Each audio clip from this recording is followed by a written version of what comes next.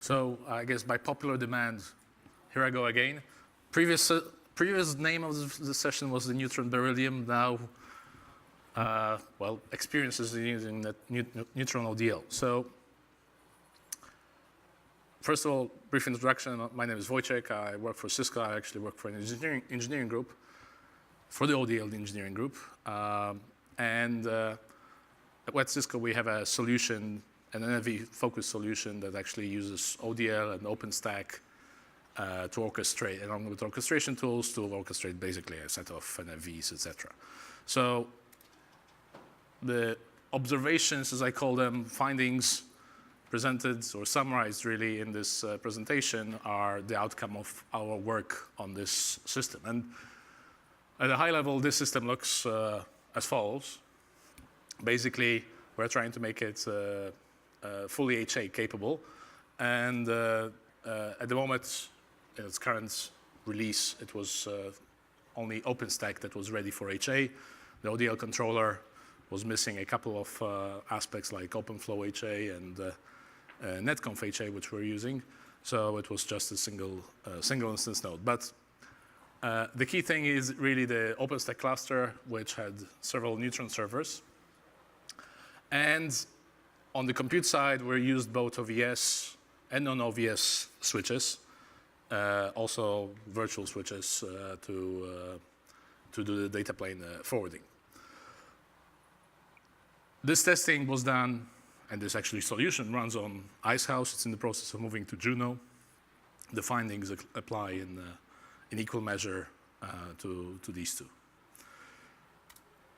So the first observation when we've begun work on this is that actually the Neutron OpenStack ODL ML2 driver is evidently very much a single-threaded driver, and it simply blocks until ODL responds. So in this system of ours, well, we had a single ODL, and the throughput was really gated by the ODL response time. It's not a big deal for networks and subnets, but for port creation rates, it certainly was one.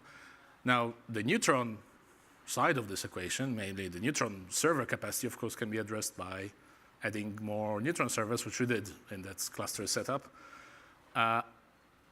And this, however, actually brought about a lot of the currency and risk conditions, which I'll be focusing on the next slides.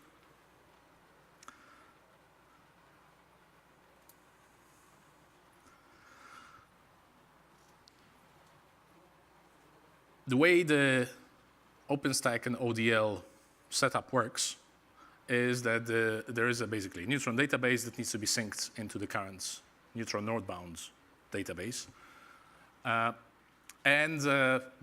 there is inside the ML2 ODL driver, there is a rather simple sync mechanism that is meant, whose job it is to do the synchronization. And this sync mechanism, well, unfortunately, the way it's done leads to some classic issues, like this race condition, and actually called concurrency here, whereby we have Neutron node 1 that is asked to do a full sync, or it's triggered to do a full sync by some error.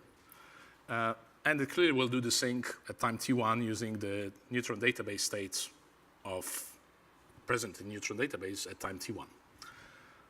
So it starts off doing that, and then a second request arrives at time t2 to the second Neutron node to delete network A. This is a very small request. It gets passed down straight into ODL. And ODL, well, is very happy to remove that network A from its database at time t3. Now, unfortunately, node 1 only gets to process the update, the sync part of concerning network A at time t4. And it says, hey, it's not in ODL, we're out of sync, so I better go and push it back into ODL.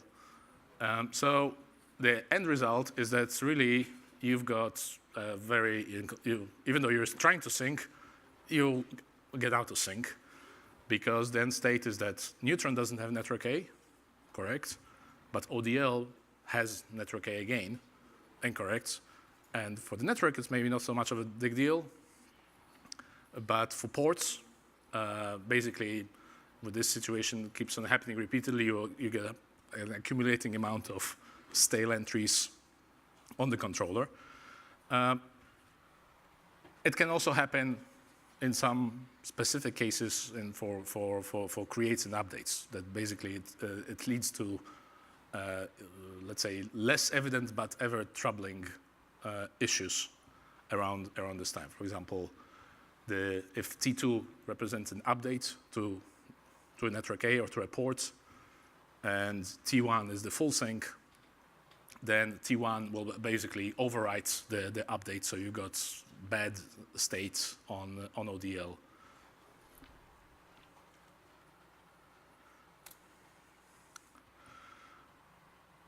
Okay, next observation is, again, concerning the sync mechanism.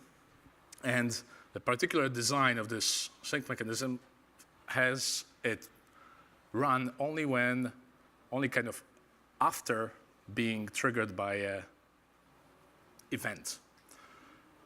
These events today are basically any error events coming from ODL. So if ODL tells you cannot create because the network is there, okay, we set this flag to sync, and on the next run of the Neutron server, we try to sync. So two key observations around this mechanism. One, today it's very indiscriminate in terms of under which conditions it actually runs or decides to sync. Basically, any error will do. And two, it only tries to sync at the next time it runs. So the next time there's a Neutron activity.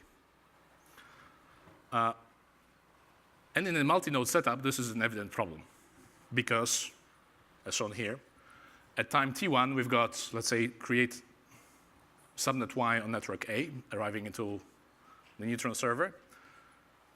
The initial conditions are that ODL does not have network A, so it is out of sync.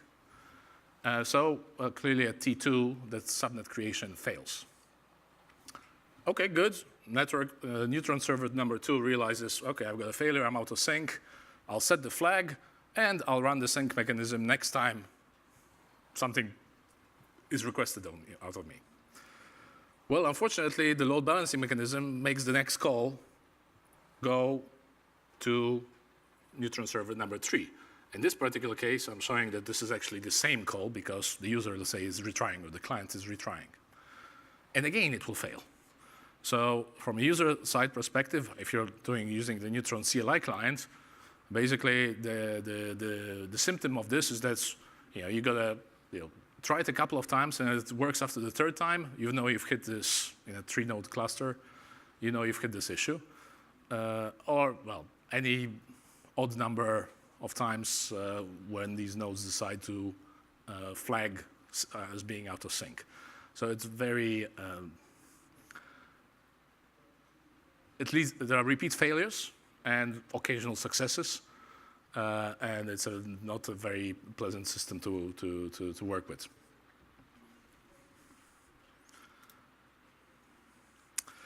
From a slightly different category, so moving away from the OpenStack ML2 driver into the domain of actual device configuration and making things gel. For those of you who've had experience with the Neutron networks, you know that ultimately a Neutron network maps into a provider network. And provider networks need to be attached or told on which physical ports on the device they actually belong to. So it's those red lines down there, and I've got, let's say, a management network, provider network, and it's intended to operate on Ethernet 1 or port 1. OpenStack doesn't store this information today. It is something that OpenStack, sits outside the OpenStack, but is clearly important for the OpenStack system to run properly. And the way it is solved in the ODL plus OVS combination is that the operator needs to run a magic script, which you have to write yourself because it doesn't exist, On the compute node, that script, what it has to do is it has to set a particular OVSDB ID parameter that some OVS, the writers of the OVS driver code chose in OpenDaylight. And that parameter conveys the name of the network and the physical port it's meant to be on.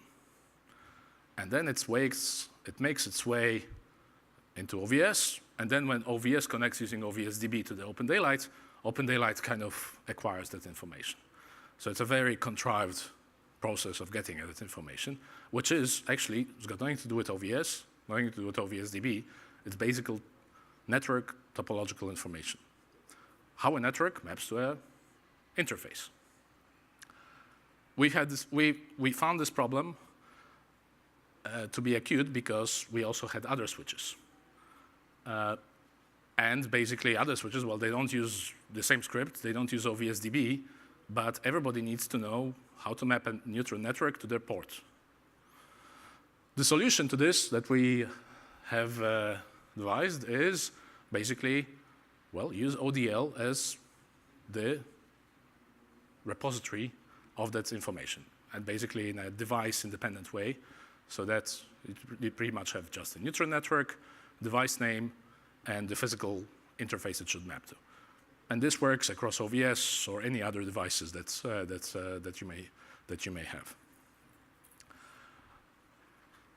Because we've chosen to do this using a Yang model, it automatically creates a RESTconf API, so it becomes basically a programmable API on the ODL controller.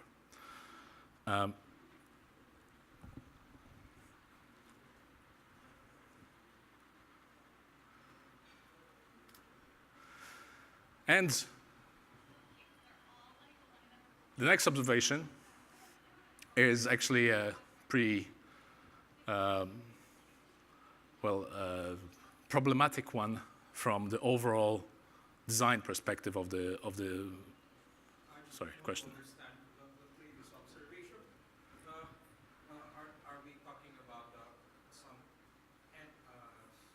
heterogeneous topology that includes OVSDB, OpenFlow topology, and the real devices? Yes, well, so in this particular case, yes, we've had actually other virtual switches as well.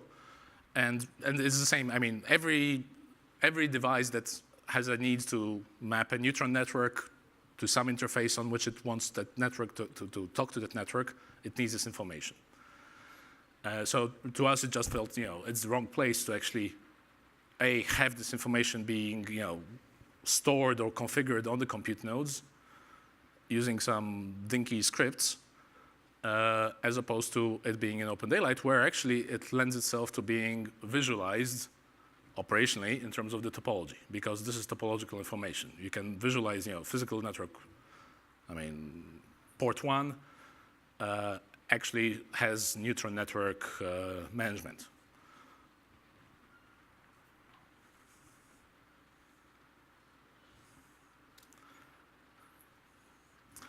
Right, and observation 5, as I was saying, it's a big one concerning the overall design of the existing way of communicating between OpenDaylight and OpenStack, and that is really that there is no feedback. So the only feedback mechanism that is currently provided by this by the way the two components communicate together is, if OpenDaylight accepts data, everything's good. If it doesn't, well, then it's really bad. Then you got sync and issues. But it doesn't cater to the case where, okay, OpenDaylight, the Neutron database accepted the data, but then there was a failure in actually rendering it into a network configuration.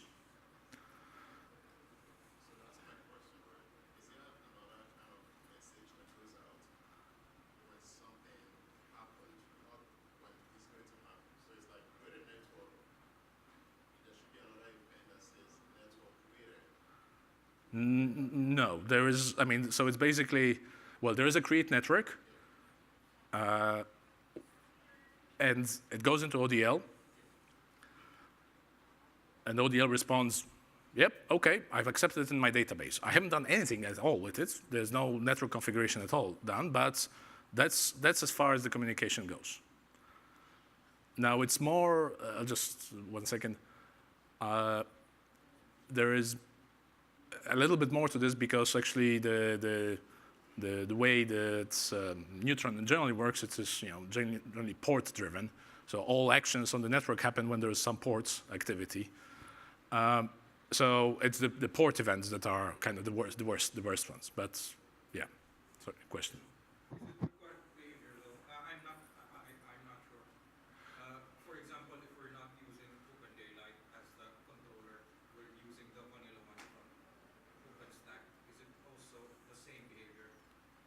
So so basically to paraphrase the question, is this behavior there also when not using OpenDaylight? And the answer is yes.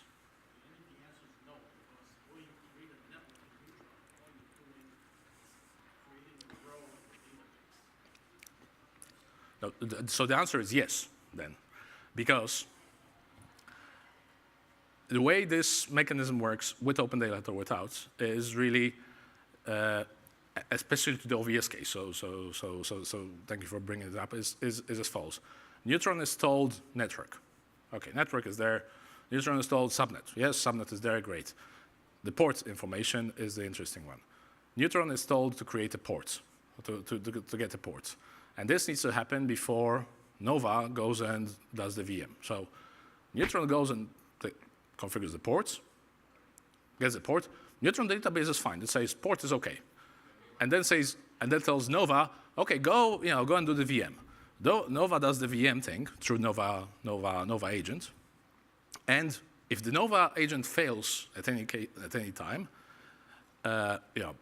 in itself in configuring libvirt or in plugging OVS or in whatever, Neutron is still fine. Neutron says, well, if you look at the Neutron database, port is there, everything looks good, it was all accepted, but it was Nova that failed. If I may use an analogy, the architecture with this OVS piece particularly is one of, you have a PC, and it's the PC plugging itself into the switch. I think a better mode would be that the switch plugs the VM or the PC directly in terms of the Neutron component, doing the full end-to-end networking piece, as opposed to leaving this other thing to say, well, Nova, plug yourself in whenever you're ready. So basically, Neutron is never sending feedback on failures from Nova. Yes. Now within the OVS agent, maybe this is my let's say lack of knowledge in that area. Maybe the OVS agent, which we're not using in the ODL case, has some mechanism to provide that feedback, kind of to back that out. But in the ODL case, it's certainly not there. So this leads to a problem that's, well, if you're looking at the Neutron state, Neutron logs, everything looks clean. You got to find, the issue on the Nova logs, or maybe you got to find the issue in the OVS DB logs on the host machine. Usually you find that problem in the OVS agent log or the CP agent log. Yes. Now, in this case, we do not. In the ODL case, we would not have the OVS agent log, so because there's no OVS agent, so it's certainly an issue. Now, in general. Yeah, the behavior was, as I mentioned, I think the desirable behavior would be more like the one I mentioned earlier, which is that if there's a network failure of any kind, it should be fed back in through Neutron back into the Neutron database.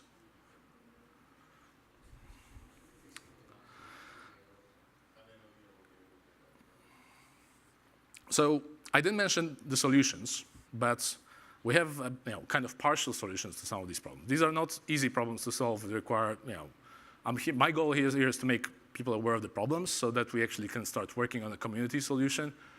I think there are changes in OpenDaylight and ML2 needed. In the kind of interest, I guess, engineering interest here, we have some fixes or enhancements to these mechanisms that make these problems much smaller. With this one, for example, we patched the ML2 driver, and to minimize the number of full syncs that it does. Basically, do not do full sync stupidly randomly, or semi-randomly, but maybe just do a partial sync or do a single resource sync. So you have the smaller window of opportunity of getting trapped into this. With this particular one, we had we changed the logic and not to do the sync next time we run, but retry a sync while immediately after the error occurred. So there are fixes here and there. Overall, this mechanism and the current communication mode is a bit creaky, so it requires further thought. And we'll be certainly documenting these problems for future reference.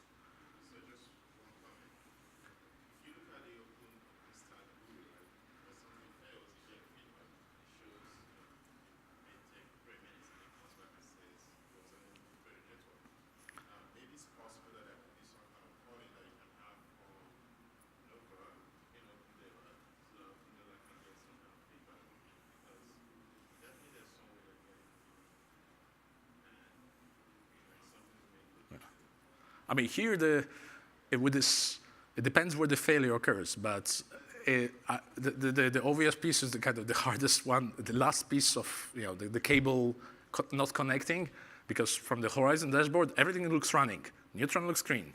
The VMs are running because they're running, but they're just not connected. So.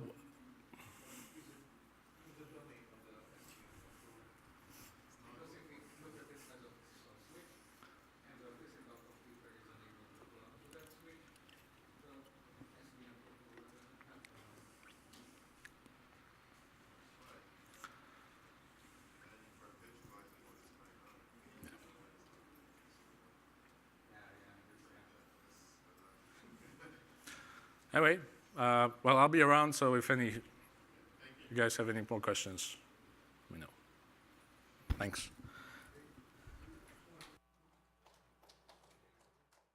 The Neutron OpenStack ODL ML2 driver is evidently very much a single-threaded driver, and it simply blocks until ODL responds. So in this system of ours, we had a single ODL, and the throughput was really gated by the ODL response time.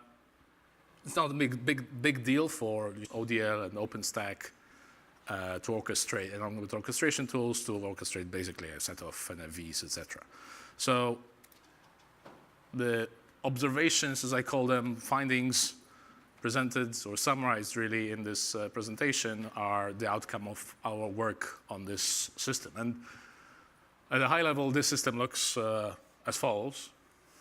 Basically, we're trying to make it fully HA capable and OVS switches, also virtual switches to do the data plane forwarding.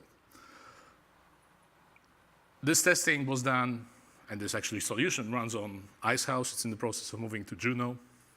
The findings apply in equal measure to these two. So the first observation when we've begun work on this is that actually, so I guess by popular demand, here I go again. Previous name of the session was the Neutron Beryllium. Now, experiences in using that Neutron ODL. So, first of all, brief introduction. My name is Wojciech. I work for Cisco. I actually work for an engineering group, for the ODL engineering group. At Cisco, we have a solution, an NFV-focused solution that actually uses. And, at the moment, in its current release, it was only OpenStack that was ready for HA. The ODL controller was missing a couple of aspects like OpenFlow HA and netconf HA, which we're using. So it was just a single instance node. But the key thing is really the OpenStack cluster, which had several Neutron servers. And on the compute side, we used both OVS and